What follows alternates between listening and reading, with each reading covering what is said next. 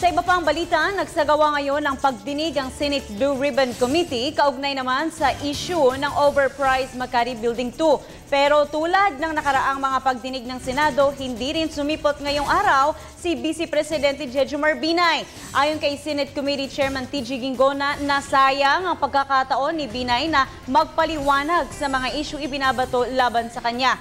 Kunin natin ang buong detalye ng nasabing hearing mula sa aming kasamang si Sam Ramirez, mag-uulat mula sa Senado Live.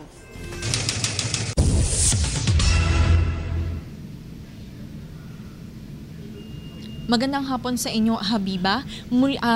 Mas pinili nga ni Vice President Jejomar Binay na magtungo sa Cebu upang makasama at makadialog ang urban poor kesa sa dumalo o paunlakan ang naging formal na imbitasyon ni Senator Teofisto Ginggona III, ang chairman nitong Blue Ribbon Committee o yung Mother Committee, upang sana ay makapagpaliwanag itong si Binay hinggil sa mga corruption allegations na ibinabato sa kanya. Bandang alas 10 kanina ng umaga ay magkasamang bumaba si Senator Coco Pimentel, ang chairman ng Blue Ribbon Subcommittee, at si Senator Teofisto Ginggona III, ang chairman ng Blue Ribbon Committee, at naghintay sila ng mahigit kumulang sa 30 minutes para kay Binay o sino mang representatives ng Vice Presidente upang magsabi kung dadalo ba o hindi itong si Binay. Matapos ang matagal-tagal na paghihintay ay umakyat sa kanyang opisina si Senator Ginggona, at pagkababa nito ay agad niyang binuksan ang pagdinig ng komite upang i-anunsyo na hindi nga dadalo sa pagdinig si VP Binay, at meron siyang binasang statement habang binuksan niya yung pagdinig ng Blue Ribbon Committee. At pagkatapos ng kanilang pagbubukas ay nagkaroon tayo ng pagkakataon upang makapanayam itong si Senator Ginggona, at narito ang kanyang naging pahayag. Sayang. Sayang. That's how I take it. It was an opportunity for the public to know. Kaya lang sir, di ba pinili niya na mag-ikot sa Cebu instead na humarap dito? Di ba yun pagbaliwala sa Senate? Well, he did send a representative, si JV at saka si Toby, and he did send a statement. It's unfortunate that we don't know what's inside, but I guess that would have explained at least why he did not come. Pero sir, diba Inyo po narinig si Senator Teofisto Ginggona III, ang chairman ng Blue Ribbon Committee, at kanya nga pong sinasabi na sayang yung pagkakataon na ibinigay kay VP Binay na makapagpaliwanag sana sa publiko dito sa pamamagitan ng pag-appear or pagdalo sa pagdinig ng Blue Ribbon Committee, at wala naman siyang negative feelings towards yung sa hindi pagdalo ni VP Binay, aside from yun nga yung sinasabi niya na sayang nga lang daw. Samantala, Habiba, ay nagtungo naman dito yung na-kick out noong nakaraang hearing na sila una Interim President and Congressman Toby Tiangco at una Secretary General Attorney JV Bautista, at meron silang naisa ng i-present before the committee. Una dito yung authorization letter na sinulat at pinirmahan mismo ni Vice President Jejomar Binay na nagsasabi or nagbibigay ng authority kay Attorney JV Bautista na siya yung i-represent or rather i-represent siya ni Attorney Bautista sa hearing ng Mother Committee, at nagpadala din siya ng statement addressed to Senator Ginggona explaining kung bakit hindi siya nakadalo sa pagdinig ng Blue Ribbon Committee, at pangatlo meron din silang bit na affidavit. Ngunit Habiba ay pinagbotohan ng mga members nitong Blue Ribbon Committee kung papayagan ba nilang umupo itong si Attorney JV Bautista upang i-deliver na rin yung statement or yung nakahandang statement nitong si VP Binay, pero naging na-outvote si Senator Teofisto Ginggona III, at ang ibig sabihin nito ay hindi na pinayagan na umupo itong si Attorney Bautista sa Blue Ribbon Committee, at agad silang nag-adjourn para to give way dun sa subcommittee na kasalukuyan pa rin nagpapatuloy sa mga panahong ito.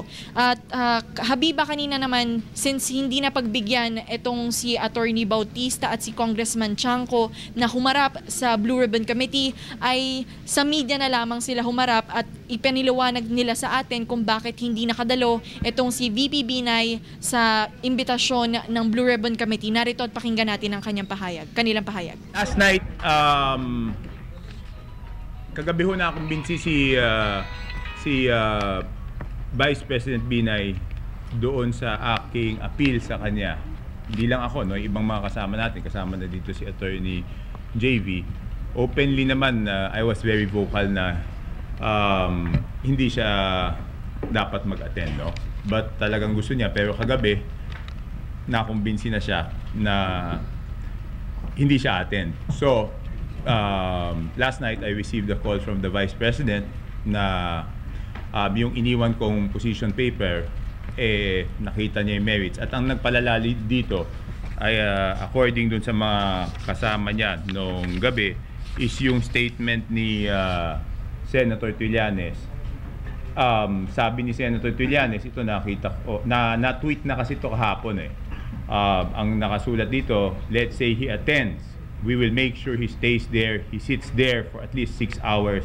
And that's being generous since we have many questions to ask for him. So ibig sabihin talaga ang intention dito ay bastusin siya, which I have been telling him. No?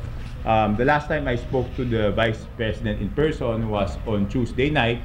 Kahapon magkasama ho kami ni Attorney JV, iniintay ho namin sana siya ng 12 noon.